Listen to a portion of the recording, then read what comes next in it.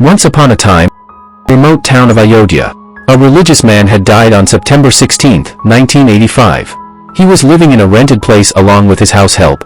After his death he was cremated by his 13 followers. The holy man had lived a very strange life. He never showed his face to anyone and lived in complete isolation behind a curtain. In Hinduism, this type of a practice is not very unusual. Many sadhus who have denounced worldly affairs lives in isolation at sacred religious places, or Himalayas, or in temples. So for his followers and in neighborhood everything was normal. After cremation they entered inside that room where Baba used to live. Everyone around him was always curious to know about the identity of holy man. So the curiosity and search for something expensive within his belongings took them to that room, which lead them to biggest mystery of 20th century. What was behind those curtains, and who was this mysterious monk? The room was full of books, some of his clothes, pictures of Ma Kali, an old couple, and large trunks where thousands of books and letters were safely kept. When his followers started looking into those letters and books, they were shocked. Strangely, this whole collection pointed towards one man. But how can it be true? A man who is known as the liberator of India from foreign colonial rule and died in plane crash, whose family, nephews, and brothers are writing letters to government to find about his death as they do not believe air crash theory, whose wife and only child were struggling to meet their expenses in early 50. His homeland Bengal was divided, which was so dear to him, and government itself had constituted 3 commissions to find about his death. That person was living in Ayodhya in rented rooms, and died when nobody was around.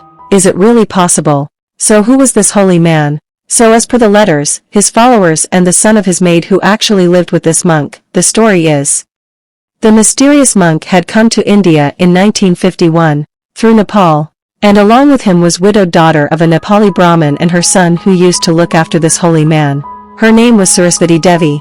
She took care of this sage from early 50s until he died. She was an uneducated woman but completely devoted to this person. So the Baba comes to India and moves to present-day Uttar Pradesh, where he lived at different places. Most of them were rented. Sometimes he lived in a temple and sometimes he was living on nearby ghats of river, like many sadhus who live in India. But the conclusion is he was not very much economically in good condition. As per the son of Saraswati Devi, their financial condition was so terrible that once they had nothing to eat, so they boiled leaves and ate them. So on one hand he was not even able to meet his daily expenses, surviving on leaves, living in old temples, and on other hand, he was a very learned man. He was an expert in warfare, geopolitics, English and Bangla literature.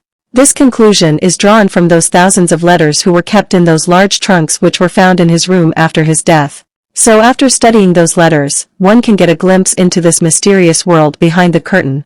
As per his letters, sometimes he asked financial helps from an officer of Indian National Army, and he was in contact with Leela Roy, who was a member of Forward Bloc. Also, as per the claims of this Baba, he was very well involved in liberation of Bangladesh, and well connected with old revolutionary network of Bengal volunteers. Only God knows the truth.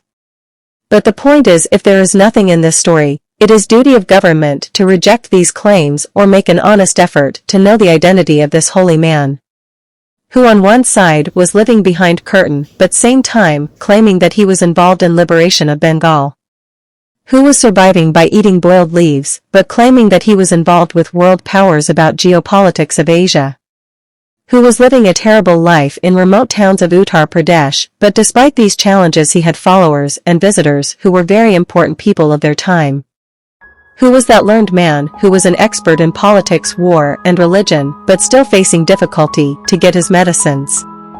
What was this mysterious world behind the curtains?